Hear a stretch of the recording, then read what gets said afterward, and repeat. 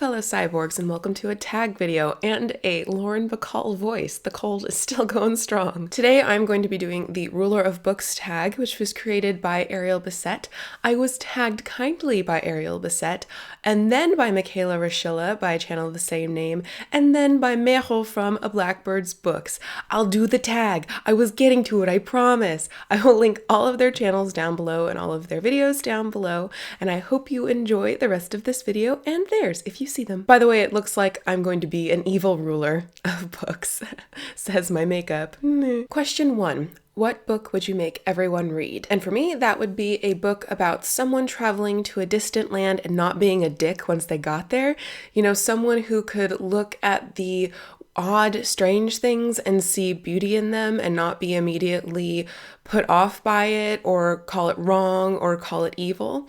And I have two options for you. One is Abolish by Clive Barker. This is one of my favorite books of all time. In it, Candy Quackenbush is swept into this world called Abolish, which is made up of 25 islands, and instead of being completely freaked out, she just becomes enchanted by this world. Her ability to accept differences and find beauty in them is something I really admire. Or I would recommend The Arrival by Sean Tan. And this is a story about a man who is forced to immigrate to a new world, and it is so alien to him. New animals, new foods, new ways to get around, new sorts of buildings. He's completely lost.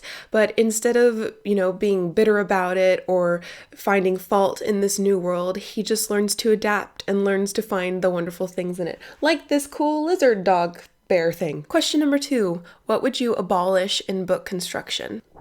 Dust jackets.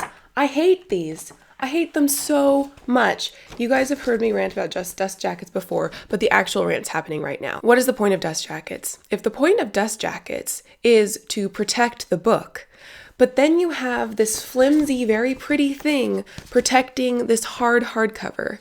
Or if a dust jacket is just something for to be pretty, then you have to remove it when you're reading it, and then your actual book gets damaged first. So in my mind, there is no purpose to this except for to look nice when it's stagnant and not actually being read. And since the main purpose of books is to be read, why are we doing this? So in my world, if we still had hardcovers at all, which is dubious, then we would have naked hardcovers, and the illustrations and textures and things would be on the naked hardcover, and it would just have to deal with it. It would just have to deal with how that it would wear, because I hate dust jackets. I don't like them at all. They're gone. Question number 3. What author would you commission to write you any new book? That would be Susanna M. Smith, who wrote How the Blessed Live, which is one of my new favorite books. I would commission her to write a mermaid book, because I think that her short-length books and her mix of poetry and prose and myth and fairy tale, and then delving also into serious topics, would be so interesting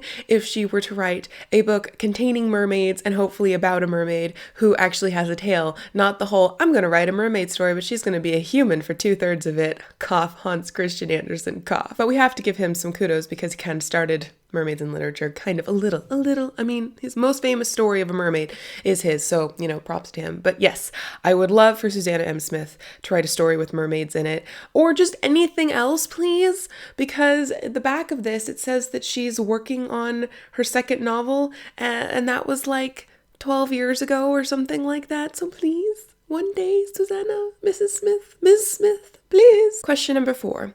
What book would you demote to the library basement to make room for more books? I'm trying not to be super mean in this question, so I'll explain my reasoning. I would banish Wuthering Heights to the library basement. First reason is I don't really like that book. And the second reason is that I've heard it said that classics are great for bookstores and bad for libraries, because classics are something that people want to own and put on their shelves and maybe one day read, but not things that they actually want to take out and read immediately. So classics move through bookstores a heck of a lot more than they move through libraries. So I figured that it wouldn't be a detriment to the library itself if the classics, or specifically Wuthering Heights, was in the basement, because most people just want to buy a pretty edition of Wuthering Heights anyway, because there are a lot of really pretty editions of Wuthering Heights.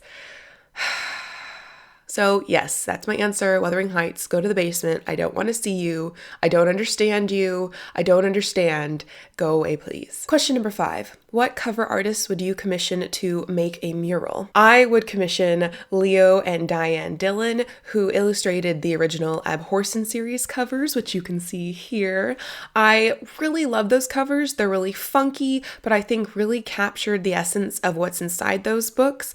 And I thought they really captured the characters really well as well. So if someone was going to have to paint a huge mural of my pretty face to remind my subjects and book publishers and everything that I am queen, evil or no, I would love for the Dillons to do that.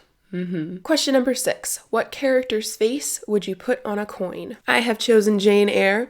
Not necessarily this face, because, I mean, there's nothing wrong with this lady's face, because I'm sure she was an actual person, but, you know, this is yet again another classic book cover where it's like, you know what, let's just find an old-timey painting of a lady and then slap it on the cover of Jane Eyre, and then we'll like call it Jane Eyre, and that's all. That's what we're gonna do for the book design.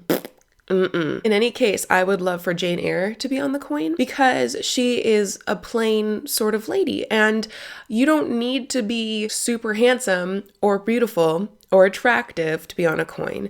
But also what Jane Eyre stands for me, is knowing yourself and believing in yourself. And so I would love for my future subjects to be reminded of that when they are handling currency to buy books that I have said could be in the world, because I would have ultimate power. Yes, so Jane Eyre would be the face I would like to see on a coin. Question number 7. What book would you award the Ruler of Books 2016 prize to? No one's surprised and everyone's annoyed at hearing about this book on my channel. So far in the year, How the Blessed Live has been one of the 5-star books that I have read, but this is the only 5-star book that has crept onto my favorite shelf on Goodreads and in my heart. So this would have to be the winner. Very, very close runner-up is Cloud Atlas by David Mitchell. So in case you're just sick of this one and you want another recommendation, Cloud Atlas by David Mitchell, I will link my review of that book down below so you can see all of the reasons why you should read it. But if you can,